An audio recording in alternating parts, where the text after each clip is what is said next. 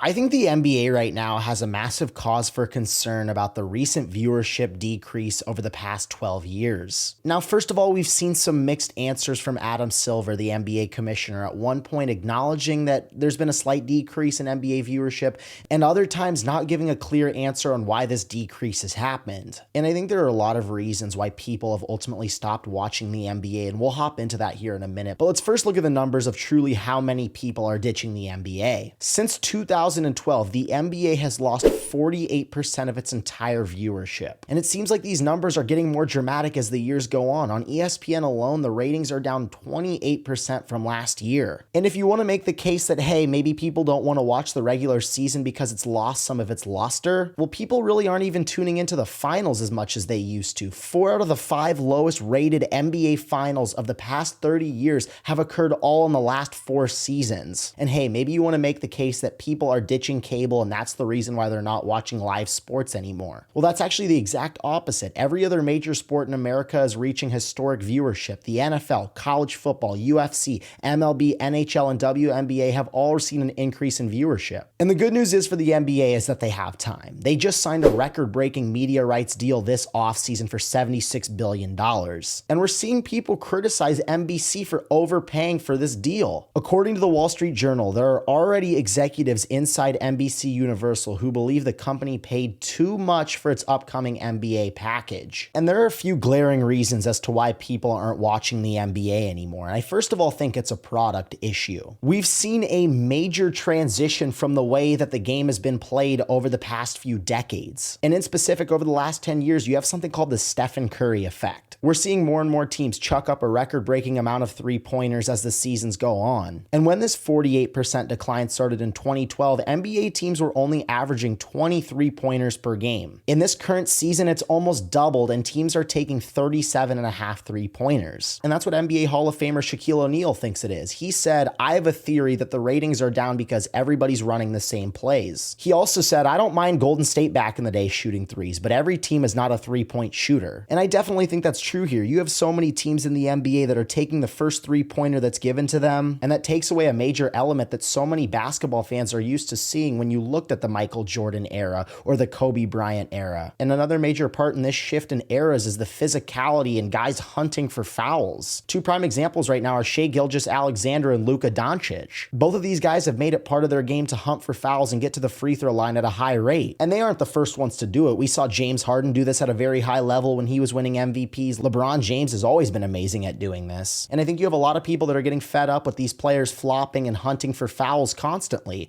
And that's why the NBA had to make this rule change a few seasons ago where guys can now get technicals for flopping. Now, another reason that ties into a product issue for the NBA is that it's a superstar-driven league. Over the last few seasons, we've seen so many guys load manage and not get on the court on second nights of back-to-backs, or maybe just in the middle of a long road stretch. And that's why we saw Adam Silver in the NBA try to combat this with a requirement on how many games players are required to play in order to be eligible for regular season awards like the MVP, Defensive Player of the Year, and Rookie of the Year. Players are now required to play in 65 games in order to be eligible for these awards. And we're over a quarter of the way into this season, and we've already seen stars like Joel Embiid and Kawhi Leonard be ruled out for these awards. Now, another major issue for the NBA is a competition issue. Guys aren't taking the regular season as serious. You now have 20 out of 30 NBA teams that make the postseason now between the play-in and playoffs, and that's led to less competition early on in the beginning of the regular season. In the past, we've seen players turn it on at the end of the All-Star break to make this late season push into the playoffs and try and win a championship. And that's why Adam Silver added the in-season tournament to make the beginning of the regular season more exciting. Players can now win $500,000 if they win this in-season tournament. And I personally think an 82-game season is just too much for these players. One of the reasons why the NFL is so much more successful than the NBA is because they play such fewer amount of games, therefore making each game so much more important. In the middle of the season, nobody's watching a Celtics-Hornets game because it has no importance in the season. And in the NBA with competition issues, there's no more rivalries anymore. The Lakers and Celtics used to be one of the best rivalries in sports, and now it really doesn't mean anything. Back in the day, we would see the bad boy Pistons against Michael Jordan and the type of physicality in those matchups that we would see. In the 90s, Reggie Miller against the Knicks and the type of fights that they would get in. And we were able to see a little bit of that with Luka and Booker had this beef in the playoffs, and it was awesome. And we also saw a little bit when Trae Young went went into Madison Square Garden for his playoff series and did the bow in the middle of the court, everybody absolutely ate that up and it was great. And the NBA has encouraged rivalries to go away because they've gotten soft with the way that they officiate. And these guys don't want to get punished for taunting. They don't want to get fined for taunting. But at the end of the day, if somebody's talking trash to you, if they just posterize you or hit a game-winning shot on you, you're going to want to have that vengeance against them, and that's going to lead to rivalries. With this new era coming in the NBA, the league has always been able to go from one superstar to another. You look at this transition from Kareem Abdul-Jabbar to Larry Bird and Magic Johnson, then to Michael Jordan, who passed it on to Kobe Bryant, who then passed it on to LeBron James, Curry, and Kevin Durant. And now it feels like once this big three of LeBron, Curry, and KD leave the league, there's not one specific person to hand the baton off to. Zion Williamson was supposed to be the next guy, but he can't stay healthy. Then it was maybe going to be Ja Morant, but he got in trouble. And they're trying to force it onto Anthony Edwards right now, but it still seems like he's a few seasons away. And in my opinion, I think they should try and promote Jason Tatum to be the next face of the NBA. He's a superstar. He's on a major market in the Boston Celtics. He just won a championship, and he's going to be on a team that's going to be really good and in the spotlight for a while. Not to mention he's American born. He's never gotten in trouble, and he has a kid that everybody loves. And it seems like you can combine all of those things for Jason Tatum that would make him the perfect face of the NBA. But I ultimately think the major thing that has led the NBA to lose a lot of its viewership is the accessibility to watch games.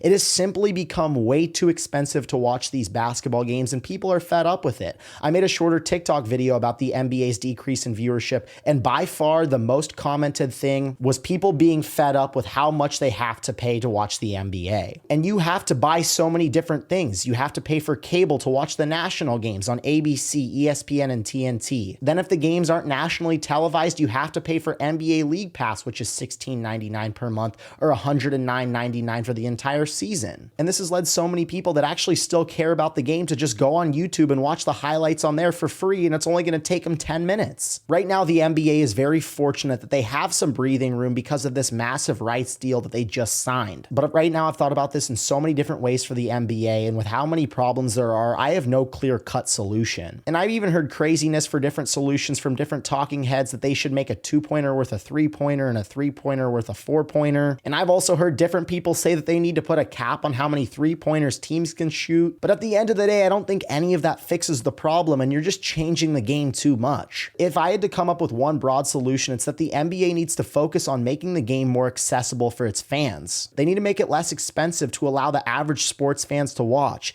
This will inherently increase the popularity of the sport, and that'll parlay into the next big superstars like a Kevin Durant, Stephen Curry, or LeBron James. But right now, in my opinion, the NBA has a massive problem on its hands, and I don't know how they're going to fix it. I'm genuinely curious. Please leave a comment down below if you've made it this far about why you've stopped watching the NBA. I'm Caden Kubler, and thanks for watching.